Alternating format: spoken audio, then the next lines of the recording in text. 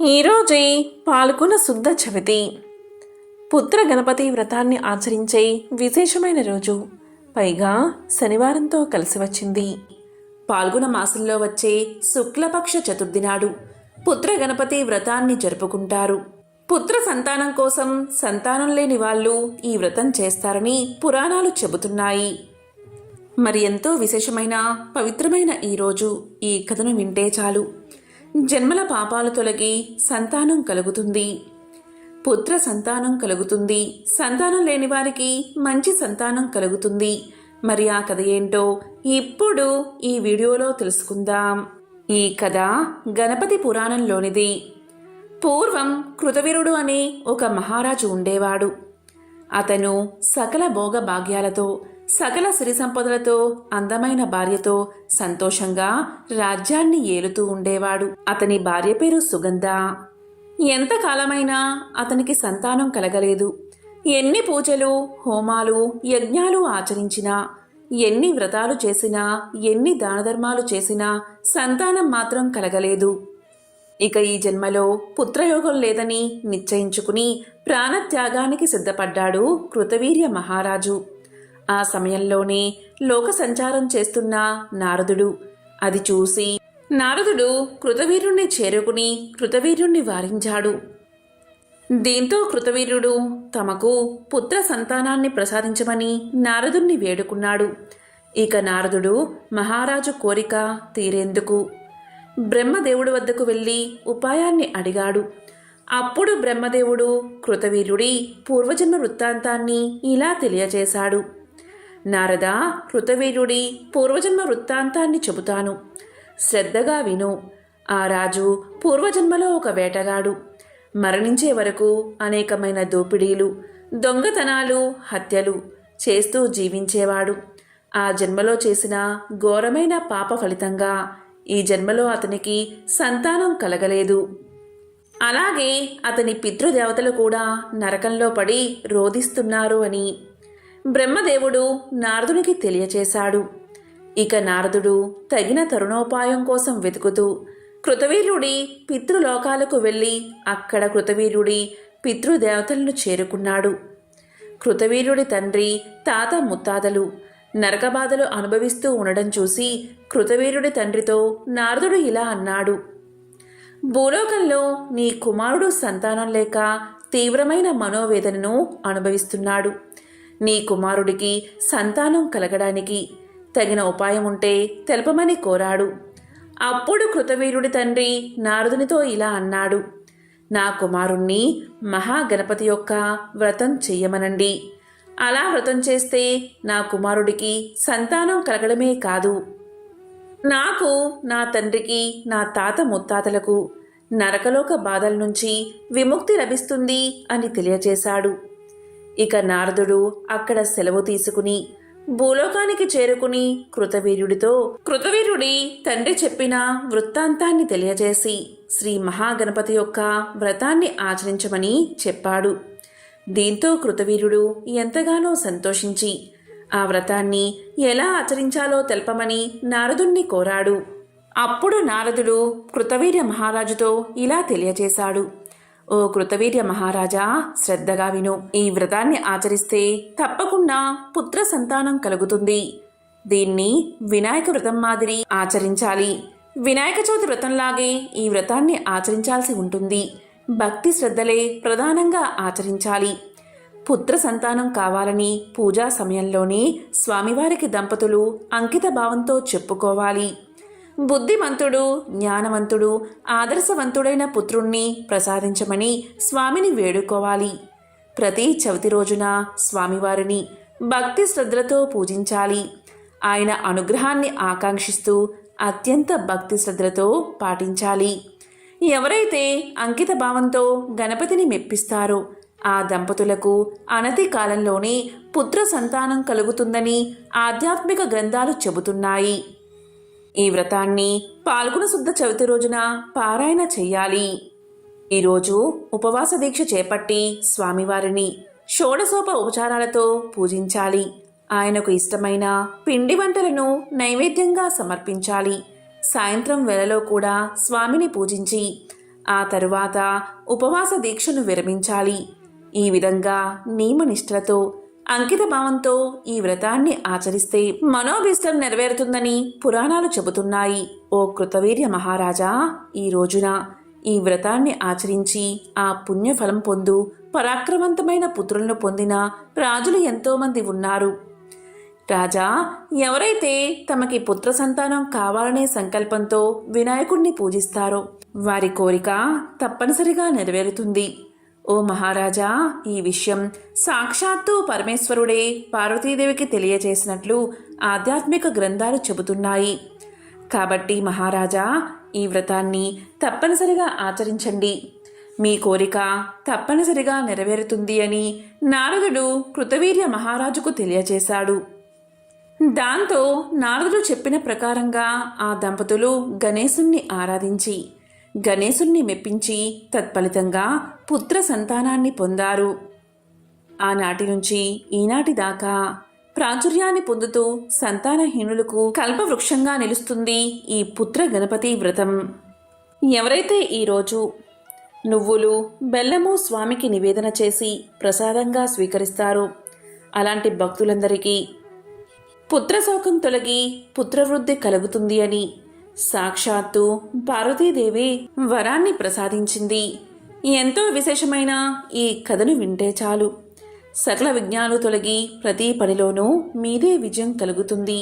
ఒకానొక సమయంలో భృగు మహర్షి శ్రీ మహావిష్ణువును లక్ష్మీ నివాస స్థానమైన విష్ణువు యొక్క వక్షస్థలంపై తన్నుతాడు. దీనికి కోపగించిన మహాలక్ష్మీదేవి వైకుంఠం నుండి భూలోకానికి చేరుకుంటుంది.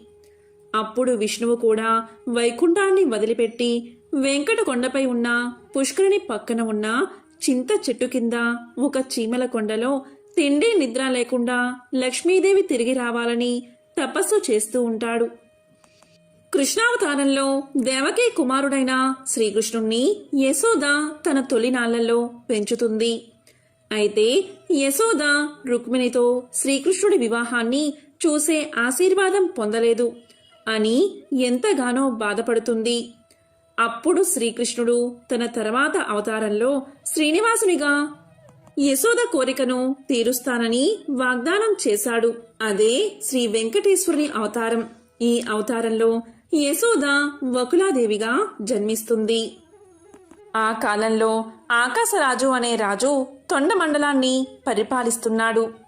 అతనికి వారసులు లేరు. అందుకే యాగం చెయ్యాలి అనుకున్నాడు. యాగంలో భాగంగా అతను పొలాన్ని దున్నుతుండగా అతని నాగలి భూమిలో కమలంగా మారింది. అప్పుడు రాజు కమలాన్ని పరిశీలించగా అందులో ఒక ఆడ శిశువు కనిపించింది. రాజు ఒక యాగం చేయకముందే ఒక బిడ్డను కనుగొన్నందుకు ఎంతగానో సంతోషించాడు. ఆమెను తన ఆస్థానానికి తీసుకువెళ్లి తన రాణికి ఇచ్చాడు. ఆ బిడ్డ పద్మం నుండి జన్మించడం వల్ల ఆమెకు పద్మావతి అనే పేరు పెట్టారు. ఇంతకీ ఎవరి పద్మావతి అంటే పూర్వకాలంలో లక్ష్మీదేవి వేదవతి రూపంలో అడవుల్లో ఆశ్రమంలో ఉండేది. ఆ సమయంలో లంకాధిపతి రావణుడు ఆమెను ప్రలోభ పెట్టడానికి ప్రయత్నించాడు. అప్పుడు కోపంతో వేదవతి అతనికి చావు తెచ్చిపెడతానని శపించింది. ఆమె మాటలు ఎంత నిజమో చూపించడానికి వేదవతి అగ్నిలోకి నడిచింది. అయితే అగ్నిదేవుడు ఆమెను రక్షించాడు.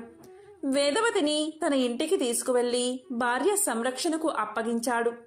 రావణుడు పంచవటి నుంచి సీతను తీసుకువెళ్లబోతున్నప్పుడు రాముడు మరియు లక్ష్మణుడు లేని సమయంలో అగ్ని ప్రత్యక్షమై రావణుణ్ణి తప్పించుకోవడానికి రాముడు తన వద్ద ఉంచుకున్న నిజమైన సీతగా రావణుడికి వేదవతిని సమర్పించాడు. వేదవతే నిజమైన సీత అని రావణుణ్ణి మోసగించాడు అగ్నిదేవుడు. రావణుడు వేదవతిని నిజమైన సీతగా భావించి లంకకు తీసుకెళ్లగా అగ్ని సీతను తన ఇంటికి తీసుకెళ్లి తన భార్య స్వాహాదేవిని చూసుకోమని కోరాడు. రావణ సంహారం తరువాత రాముడు తిరస్కరించినప్పుడు వేదవతి అగ్నిలోకి ప్రవేశించింది. అప్పుడు అగ్నిదేవుడు రాముడికి నిజమైన సీతను అర్పించాడు. రాముడు తన పక్కన ఉన్న స్త్రీ ఎవరు అని ఆమెను ప్రశ్నించగా సీత తన కోసం లంకలో 10 నెలల పాటు రావణుడి హింసను భరించిన వేదవతి అని రాముడికి తెలియచేసింది. వేదవతిని కూడా తన జీవిత భాగస్వామిగా స్వీకరించమని సీత రాముణ్ణి కోరింది. కానీ రాముడు ఇలా తెలియచేస్తాడు: నేను శ్రీనివాస అవతారం ఎత్తినప్పుడు ఈ వేదవతి ఆకాశరాజు కుమార్తెగా అంటే పద్మావతిగా జన్మిస్తుంది. ఆ జన్మలో తనని వివాహం చేసుకుంటానని వాగ్దానం చేశాడు ఆ శ్రీరాముడు. ఆమె ఇప్పుడు పద్మావతిగా ఆకాశరాజు ఇంట జన్మించింది. ఒకరోజు వేటకు వచ్చిన శ్రీనివాసుడు కొండల చుట్టుపక్కల ఉన్న అడవుల్లో ఒక అడవి ఏనుగును తరిమాడు. ఆ ఏనుగు యువరాణి అయిన పద్మావతిని, ఆమె పరిచారికలను తరుముతూ వెళ్ళింది. దీంతో వాళ్ళు ఎంతో భయపడ్డారు. కాని ఆ ఏనుగు వెనుతిరిగి వెంకటేశ్వరుడికి నమస్కారం చేసి అడవిలోకి వెళ్ళిపోయింది. అప్పుడు వకులాదేవి శ్రీనివాసుని మనసులో ఉన్న ఆంతర్యాన్ని గ్రహించి ఆకాశరాజు వద్దకు వెళ్లి పెళ్లి ప్రతిపాదనపై ఆకాశరాజు తన ఆమోదాన్ని తెలిపేలా చేసి వకులాదేవి పెళ్లి నిశ్చయించింది. దీంతో శ్రీ పద్మావతి శ్రీనివాసుల వివాహం నిశ్చయమైంది. బ్రహ్మ ఆదేశాల మీద ముక్కోటి దేవతలు కదిలి వస్తారు శ్రీనివాసుడి వివాహానికి. గరుడిని వార్తతో యకులు, కిన్నెరులు, కింపురుషులు, మునులు, ఋషులు అంతా బయలుదేరతారు. బ్రహ్మ పరివారమంతా కలిసి 10 లక్షల మంది ఉంటారు. 3 యోజనాల దూరం ఉంటుంది ఆ గుంపు. వీరు ఒక్కో లోకాన్ని దాటుతున్న సమయంలో ఆయా లోకాల వారు వీరిని కలుస్తారు. అందరూ కూడా దివ్య తేజోమూర్తులు. అంతరిక్షంలో ఉన్న నక్షత్రాలన్నీ ఒక చోట చేరితే ఎలా ఉంటుందో, గుంపుగా వస్తుంటే ఎలా ఉంటుందో అలా ఉంది సన్నివేశం. ఈ పరివారం మధ్యలో గంధర్వులు గానం చేస్తున్నారు. నాట్యం చేసేవారు నాట్యం చేస్తున్నారు. అందరి ముఖాలలో ఆనందం తాండవిస్తుంది. వీళ్ళందరి సంగతి అలా ఉంచితే ఇక్కడ శ్రీనివాసుడికి ఆతృత పెరిగిపోతుంది. ఏంటో వీళ్ళింకా రాలేదు, ఎప్పటికి వస్తారో, అసలు బయలుదేరారో లేదో, సమయానికి చేరుకుంటారా, ఇలా ఆయనలో అనేక ఆలోచనలు కలుగుతున్నాయి. బయటికి లోపలికి తిరుగుతున్నారు. ఇంతలో గరుత్మంతుల వారు, ఆదిశేషుల వారు, బ్రహ్మాది దేవతల ప్రయాణ వివరాలు శ్రీనివాసుడికి చెప్తూ ఉంటారు. మీరేం కంగారు పడకండి స్వామి, దేవతలు ఇప్పుడే హిమాలయాలు దాటారు అని, కాసేపాగి గంగ దాటారని, కాసేపాగి గోదావరి నదిని దాటారని, కాసేపాగి కృష్ణానదిని సమీపించారని చెప్తూ ఉంటారు. దేవతలందరితో కలిసి బ్రహ్మ తుమ్మురు తీర్థం చేరి అక్కడ స్నానం చేసి అక్కడి నుండి బయలుదేరతాడు. ఈ విషయం తెలుసుకున్న శ్రీనివాసుడు ఇక ఆగలేక ఎదురు వెళ్లి బ్రహ్మదేవుణ్ణి ఆలింగనం చేసుకుంటాడు.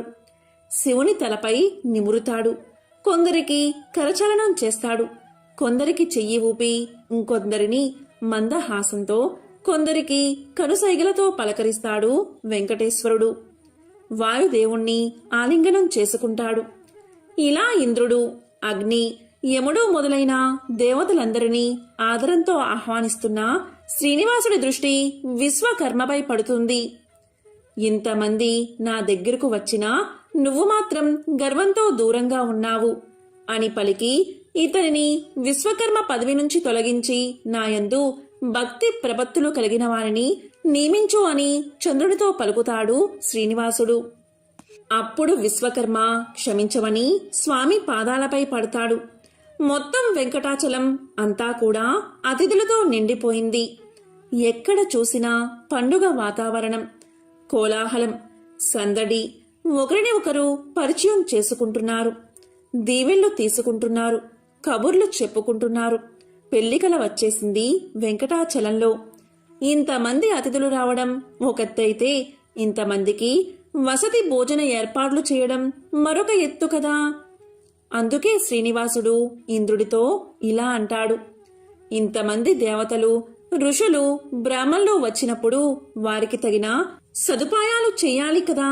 అందుకని 50 యోజనాల పొడవు, 30 యోజనాల వెడల్పు కల ఒక మనోహరమైన సభాభవనం ఏర్పాటు చెయ్యమంటాడు.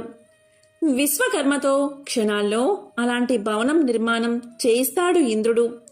ఇంతమంది అతిథులతో మనం నారాయణవనం వెళితే అక్కడ విడిది ఏర్పాటు చేయడంలో ఆకాశరాజు గారికి ఇబ్బంది కలగవచ్చు. అక్కడ కూడా విడిది భవనాలు, సభా భవనాలు ఏర్పాటు చేయాలి.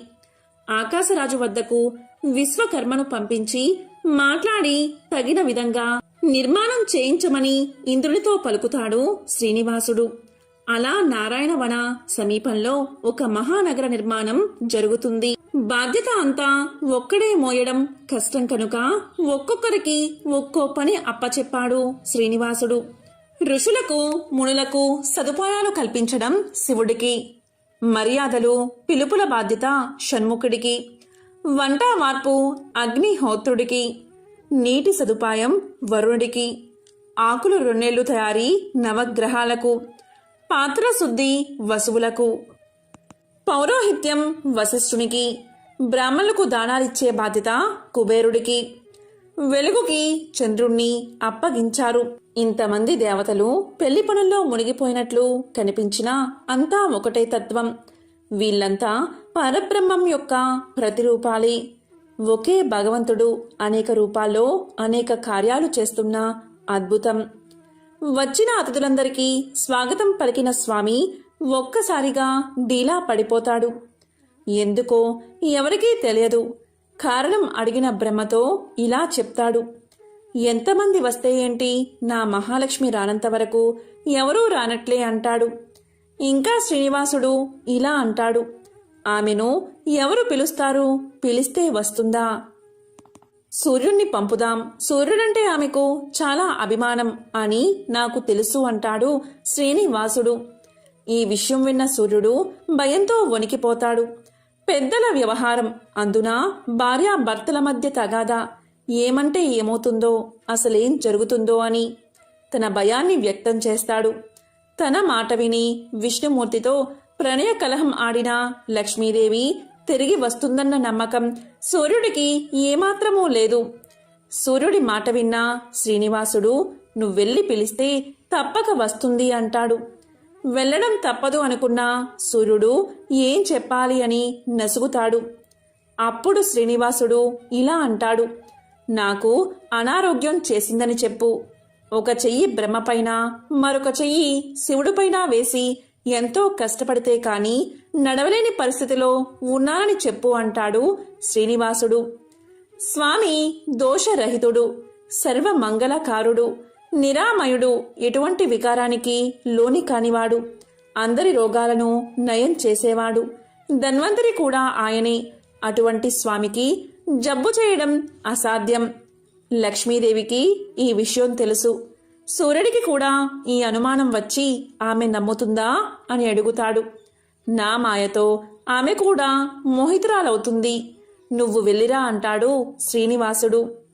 శ్రీనివాసుడి మాట విన్న సూర్యుడు లక్ష్మీదేవిని తీసుకురావడానికి కరివీరపురం అంటే కొల్హాపూర్ వెళతాడు. మొదట ప్రణయ కలహం గుర్తుకొచ్చి రాను అన్న లక్ష్మీదేవి తరువాత స్వామికి అనారోగ్యం చేసింది అనేసరికి పరుగు పరుగున బయలుదేరుతుంది. ఆమెకు నిజం తెలీదా అంటే ఆమె సర్వజ్ఞురాలు, అంతటా వ్యాపించి ఉన్న శక్తితత్వం, పైగా విష్ణుమూర్తి హృదయంలోనే ఉంటుంది. నిజానికి వారిద్దరికీ భేదం కూడా లేదనే చెప్పాలి. విష్ణుమూర్తి, లక్ష్మీదేవి రెండుగా కనిపిస్తున్న ఒకే శక్తి స్వరూపం. కానీ కలియుగంలో భక్తజనాన్ని అనుగ్రహించడం కోసం తాము ఆడుతున్న లీలా నాటకాన్ని రక్తి కట్టించడం ఏమీ తెలియనట్లు అబద్ధం నమ్మినట్లు నటించింది. అమ్మ మొత్తానికి లక్ష్మీదేవి కూడా వెంకటాచలం చేరుకుంది. దాంతో పెళ్లి పెత్తనమంతా లక్ష్మీదేవిది, వకులాదేవిది అయ్యింది. పెళ్లి పనులు చకచకా చేయడం మొదలుపెట్టింది. శ్రీవారి మంగళ స్నానానికి ఏర్పాట్లు చేసింది. చక్కగా ముత్తైదులంతా కలిసి లక్ష్మీదేవి ఆధ్వర్యంలో శ్రీనివాసుడి ఒంటికి నూనె పట్టించి నలుగుపెట్టి హారతి ఇచ్చారు. తరువాత అభ్యంగన స్నానం చేయించి మళ్లీ హారతులిచ్చారు. ఈ విధంగా వైభవంగా మంగళ స్నాన ఘట్టం ముగిసింది. తరువాతి కార్యక్రమం పుణ్యావచహనం. అటు తర్వాత కులదేవత స్థాపనం. కులదేవతను పూజించడం. దేవతా సార్వభౌముడైన స్వామికి కులదేవత ఎవరుంటారు? ఇదే పెద్ద సందేహం అందరిలో. అప్పుడు స్వామి ఇలా సమాధానం చెప్తారు. కులదేవత సమీ వృక్షం. కుమారధారలో ఉన్న సమీ వృక్షానికి కులదేవత పూజ చేస్తారు స్వామి.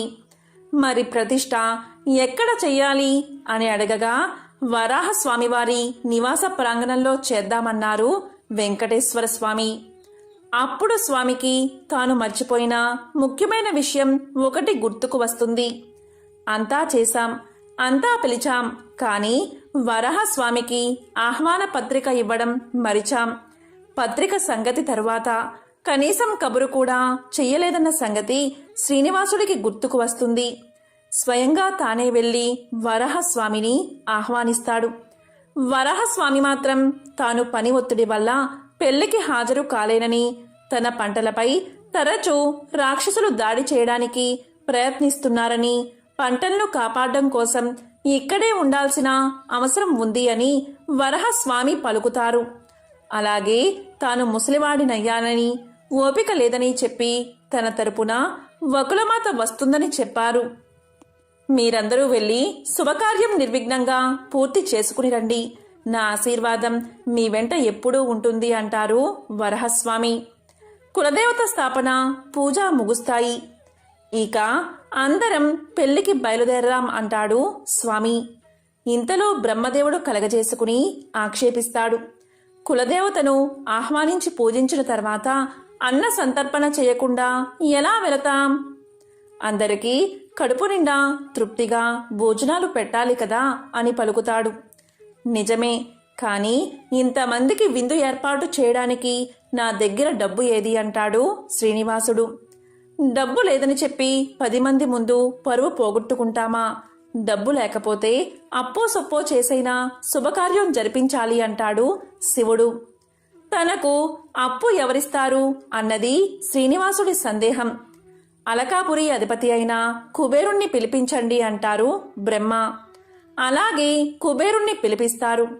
కుబేరుడు కొంత ఆలస్యంగా రావడంతో శ్రీనివాసుడు కుబేరుణ్ణి మందలిస్తాడు.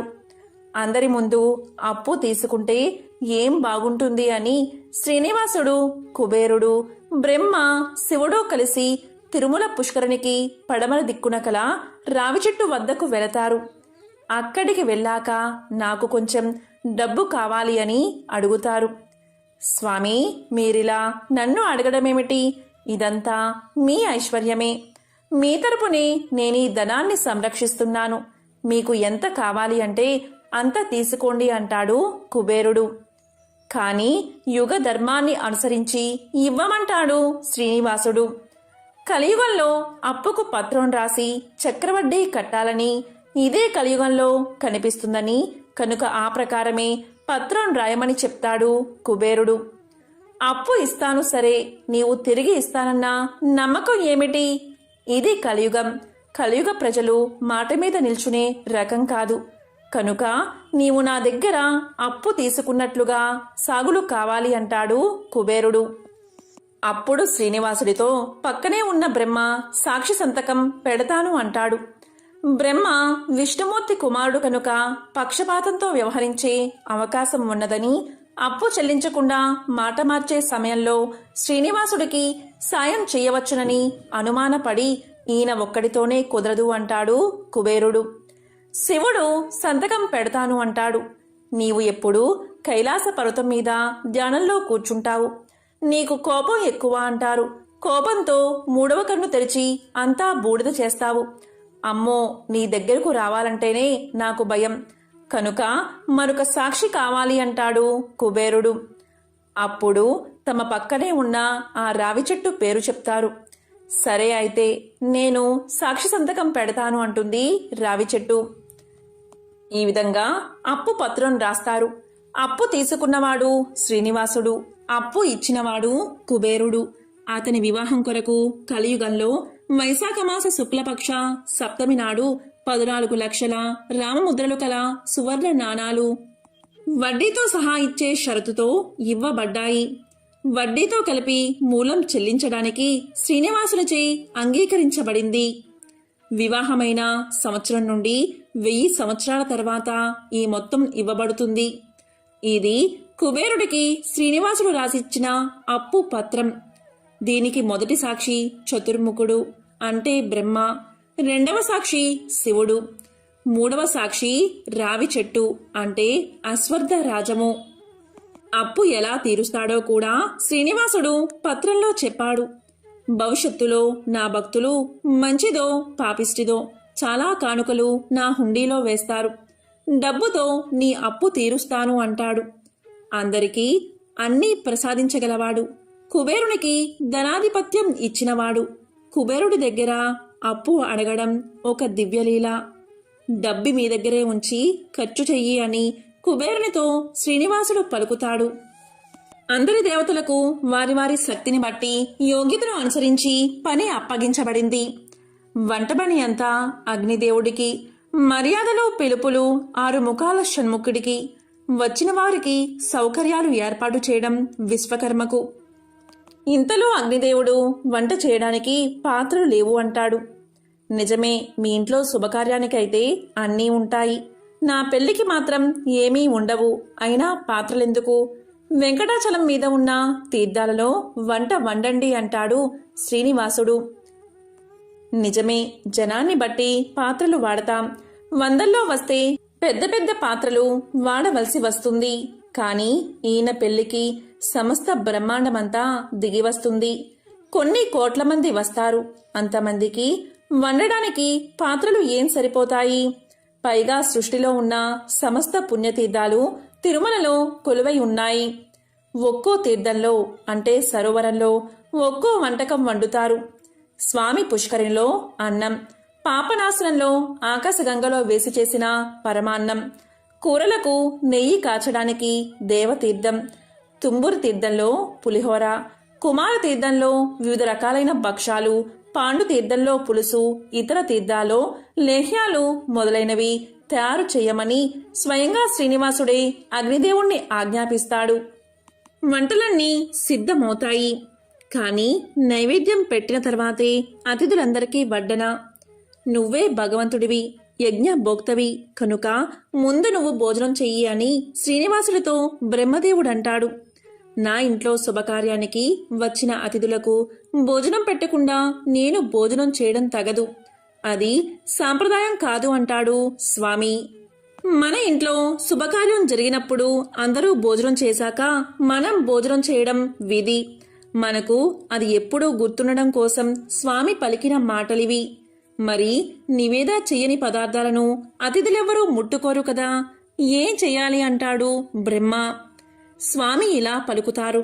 నేను ఇంకొక రూపంలో ఇదే కొండ అంటే శేషాచలం మీద అహోబిలంలో నరసింహునిగా వెలిసి ఉన్నాను. ఈ అహోబిల నరసింహస్వామికి నివేదన చేసి అందరికీ నైవేద్యం వడ్డించండి అంటాడు శ్రీనివాసుడు. నివేదన చేశాక అగ్నిదేవుడి ఆరాధన పూర్తవుతుంది. అందరికీ భోజనాలు ముగిశాక అందరికీ దక్షిణ తాంబూలాలు శ్రీనివాసుడే ఇచ్చారని పురాణం. ఇలా పూర్తయ్యాక ఆ రాత్రికి అక్కడే గడిపేసి తెల్లవారుజాముని మంగళ వాయిద్యాల నడుమ మగపెళ్లివారి బృందం ఆకాశరాజు ఇంటికి నారాయణవనం బయలుదేరింది. మంగళ వాయిద్యాలు, కబురులు, సంబరాల నడుమ సరదాగా నడిచిపోతున్న బృందం పద్మ సరోవరం చేరుకుంది. అక్కడే సుఖాచార్యుల వారి ఆశ్రమం ఉంది. పద్మ సరోవరం సమీపిస్తున్న సమయంలో శుకుడు శ్రీనివాసుడి దగ్గరకు చేరి తన ఆశ్రమానికి విచ్చేసి ఆతిథ్యం స్వీకరించవలసిందిగా కోరతాడు. తర్వాత రోజు నవమి. ఆ రోజు శ్రీనివాసుడితో సహా అందరూ నారాయణపురం చేరుకుంటారు. తరువాత శ్రీనివాసుడు రాజగృహానికి చేరుకుంటాడు. అప్పుడు తొండమానుడి భార్య కుంకుమ కలిపిన ఎర్రని నీటితో కుంభహారతి ఇచ్చి లోపలికి ఆహ్వానించిందట. శ్రీనివాసుడి పాదాలు కడగడానికి స్వామి పుష్కరిణి జలాలు తెప్పించాడట ఆకాశరాజు. బ్రహ్మ కడిగిన పాదాలకు ఆకాశరాజు, ధరణీదేవి కడిగే అదృష్టాన్ని పొందారు. ముహూర్తం సమీపించగా 1,000,000 సువర్ణ నాణాలను కానుకగా ఇచ్చాడు ఆకాశరాజు. నాకీ డబ్బు ఎందుకు, నవరత్న ఖచ్చితమైన ఆభరణాలు ఇవ్వండి అంటాడు శ్రీనివాసుడు. అప్పుడు ఆకాశరాజు శ్రీనివాసుడికిచ్చిన ఆభరణాల గురించి భవిష్యోత్తర పురాణం ఇలా చెప్తుంది. 100 తులాల బంగారు కిరీటం, అంతే బరువుగల నడుమ పట్టి, భుజకీర్తులు, నూపురములు, 2 నాగభుజ భూషణాలు, భుజాల వరకు వేలాడే ముత్యాలతో చేయబడిన కర్ణభూషణములు, 32 తులాల బరువు కలిగిన నవరత్న ఖచ్చిత కంకణాలు, నాగభూషణాలు 2, వజ్రాలు పొదిగిన బంగారు కటిసూత్రము, పాదుకలు, 64 తులాల బంగారు భోజన పాత్ర, పంచపాత్రలు 64 పట్టు వస్త్రాలు. ఇలా శ్రీనివాసుడికి శరీరమంతా ఆభరణాలు సమర్పించాడు ఆకాశరాజు.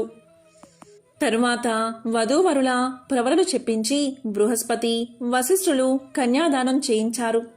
అత్రి గోత్రమున జన్మించిన సువీరుని ముని మనవరాలు, సుధర్ముని మనవరాలు, ఆకాశరాజుకు పుత్రిక అయిన పద్మావతీ దేవిని యయాతి ముని మనవడు, సూరసేనుని మనవడు, వసుదేవుని కుమారుడు, వశిష్ఠ గోత్రంలో పుట్టిన వెంకటేశ్వరునికిచ్చి వివాహం చేయదలిచారని చెప్తూ కన్యాదానం పూర్తి చేశారు. మంగళ సూత్రధారణ చేసిన తర్వాత నవరత్నాలను అక్షింతలుగా వేసి ఆశీర్వదించారు మునీశ్వరులు. అటు తర్వాత వచ్చిన అతిథులందరికీ దక్షిణ తాంబూలాలు ఇచ్చాడు ఆకాశరాజు. 1,000,000 సహస్ర గోవులను బ్రాహ్మణులకు దానమిచ్చాడు ఆకాశరాజు. అంతా ముగిశాక కొత్త దంపతులతో కలిసి అందరూ బూరి భోజనాలు చేశారు. మొత్తం 5 రోజుల పెళ్లి జరిగిందని పురాణం చెప్తుంది. 5వ రోజు అప్పగింతలు జరిగాయట. స్వామి వివాహం జరిగిన నారాయణపురం తిరుపతికి 50 కిలోమీటర్ల దూరంలో ఉంది. అక్కడ వెంకటేశ్వర స్వామి యొక్క ఆలయం ఉంది. పద్మావతీదేవి కళ్యాణానికి వడ్లు విసిరిన పెద్ద తిరగలి కూడా ఇక్కడ మనం ఈ రోజుకి చూడవచ్చు. ఈ విధంగా శ్రీనివాసుడి కళ్యాణ కథను జనక మహారాజుకు శతానందుడు చెప్పాడని సౌనకాది మునులకు సూత మహాముని చెప్పాడు.